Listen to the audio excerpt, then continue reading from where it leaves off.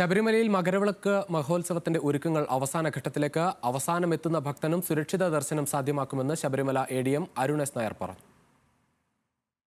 മകരവിളക്ക് ദർശനത്തിന് ദിവസങ്ങൾ മാത്രമാണ് അവശേഷിക്കുന്നത്. ശബരിമലയിൽ ഒരുക്കങ്ങൾ അവസാന ഘട്ടത്തിലെത്തിയെന്ന് ശബരിമലയുടെ ചുമതലയുള്ള administrative district magistrate Arun S Nair അറിയിച്ചു. അവസാനമെത്തുന്ന ഭക്തനും സുരക്ഷിത ദർശനം ഒരുക്കും. മകരവിളക്ക് ഉത്സവത്തിന്റെ സുഗമമായ നടത്തിപ്പിനായി എല്ലാ വകുപ്പുകളുടെയും പ്രവർത്തനം ഊർജിതമാക്കിയിട്ടുണ്ട്. ജനുവരി 10 മുൻപ് തയ്യാറെടുപ്പുകൾ പൂർത്തിയാക്കി വിവിധ വകുപ്പുകൾ പുനരവലോകനം നടത്തുമെന്നും ADM അറിയിച്ചു.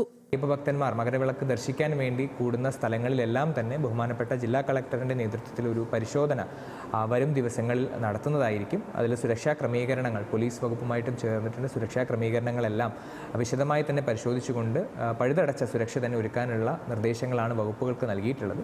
അതോടൊപ്പം തന്നെ മറ്റ് ബന്ധപ്പെട്ട വകുപ്പുകളായിട്ടുള്ള വനം വകുപ്പ്, അതുപോലെ തന്നെ ആരോഗ്യ വകുപ്പ് തുടങ്ങിയവരുടെ സേവനവും കൃത്യമായിട്ട് ഉറപ്പാക്കാനുള്ള നിർദ്ദേശവും നൽകിയിട്ടുണ്ട്.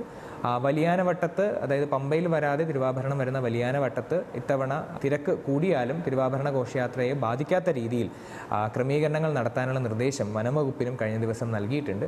അപ്പോൾ ഇത്തരത്തിൽ മികച്ച രീതിയിൽ തന്നെയാണ് മകരവിളക്ക് മഹോത്സവവും ഈ സീസണിൽ മുന്നോട്ടേക്ക് പോകുന്നത്. മകരവിളക്ക് ദർശിക്കുന്നതിനായി ഭക്തന്മാർ കൂടുന്ന സ്ഥലങ്ങളിൽ ജില്ലാ കളക്ടറുടെ നേതൃത്വത്തിൽ പോലീസ്, വനം, ആരോഗ്യ വകുപ്പുകളെ ഏകോപിപ്പിച്ച് പരിശോധന നടത്തും. വലിയാനവട്ടത്ത് തിരക്കുണ്ടായാലും തിരുവാഭരണ ഘോഷയാത്രയെ ബാധിക്കാതിരിക്കാനുള്ള ക്രമീകരണങ്ങൾ സ്വീകരിക്കാൻ വനം വകുപ്പിന് നിർദ്ദേശം നൽകിയിട്ടുണ്ടെന്നും ADM പറഞ്ഞു. തിരുവാഭരണ ഘോഷയാത്ര 12-ന് പന്തളം വലിയ കോയിക്കൽ കൊട്ടാരത്തിൽ നിന്ന് പുറപ്പെടും. 14-ന് സന്നിധാനത്ത് എത്തിച്ചേരും. 14-ന് വൈകിട്ടാണ് മകരവിളക്ക് ദർശനം. ന്യൂസ് മലയാളം, സന്നിധാനം.